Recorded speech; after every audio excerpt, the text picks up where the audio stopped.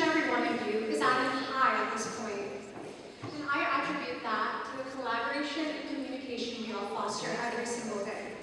However, we want to take a step up, exponentially increase the impact that we make. I believe looking in between the lines is essential. Looking in between the lines, meaning talking about topics that go undiscussed every single day. Talking about topics that may be considered to be taboo. Today, let's talk about the menstrual cycle. A natural, biological process. Oftentimes, as a rite of passage into womanhood for many. A time for personal growth and self-acceptance.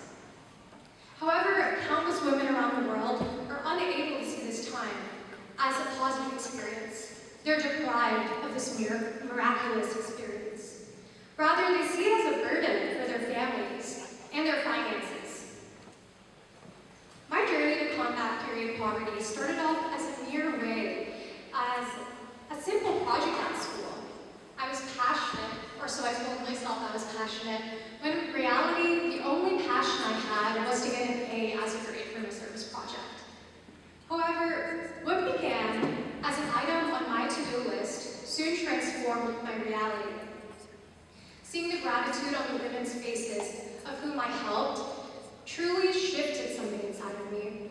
And soon to come, months later, I found myself going to India, and it was truly spontaneous. I didn't expect to go to India at this time. It was a family emergency.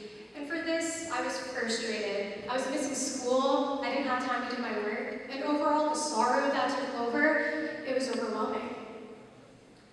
However, I took this time to be a lifelong learner. I was on the path of being it, and I realized I wanted to act actively, rather than passively. I accompanied my uncle, a doctor, to both his government and his private jobs. At the government job that he worked at, it took 2 hours to get there, in fact. It was in a very rural part of Hyderabad, India.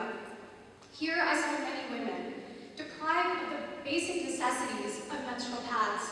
And at this point, I realized that this was not something just going on in the US or just certain parts of the world, but it was something happening in all four corners of the world, and it had to have some kind of light shown on it.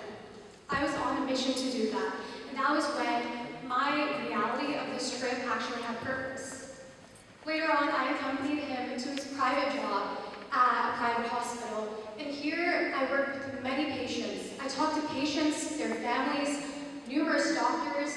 I worked across several private hospitals in English, Telugu, broken Hindi even, and I was able to foster enough donations in order to actually help these women.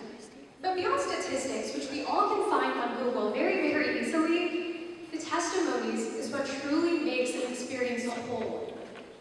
The testimonies of stories, traumatizing stories in fact, using goat skin, rags, ashes, and even worse.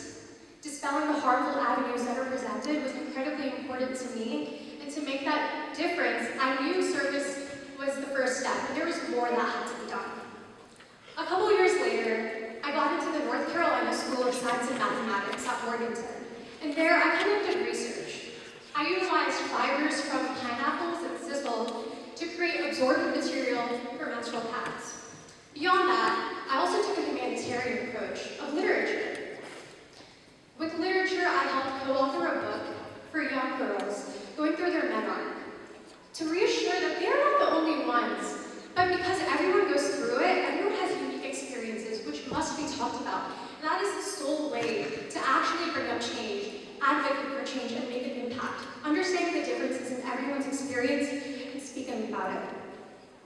I urge each and every one of you guys today to think about a pressing issue. This may be a shower thought, this may be an issue that you cannot sleep upon, but talk about it.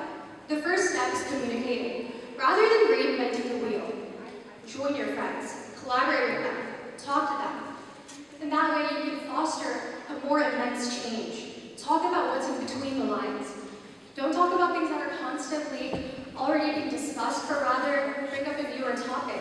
And don't be afraid to do so.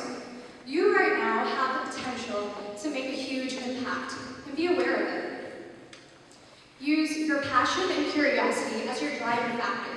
Anytime you feel failure coming close to you, fall back upon these facts.